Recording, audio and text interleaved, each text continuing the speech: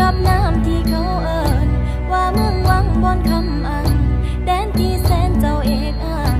ว่าเป็นห้องอ่างคำว่าเป็นห้องอ่างคำแทนนา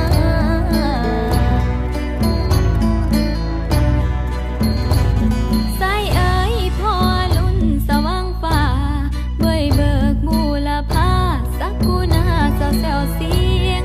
กอมดงพงดาวซุ้มบ่าวสาวพากันหนาวแพ้เขียนหัวถือกระตาพายติบเข่าปิ่งป้าพอมาผู้ให้แม่ตู่หันหน้าสู่นาทีพี่เอ๋ยอันว่าพากันทำจังสิก็ดีกว่าปล่อยเวลาเสียจากทำหน้าสวนก็มวนหินอยู่ลำน้ำเมื่อมันนานก็พอได้คำสาลึงไว้ใส่ขวดหัวใจปวดเจ้าไผบ่หาวบ่แม่งคนดอกเด้อสัญญาสันเมื่อนำมอมน้องเมื่อบางหอนคำแดงเมื่อซอยแป้งสายแน่นห่วมสาวผู้ไทยนี่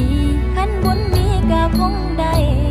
เมื่อสู้เจ้าสอนบอนเป็นเคยคุณเลี้ยงพ่อเฒ่าเป็นเคยคุณเลี้ยงแม่เฒ่ามุนสิคอนเต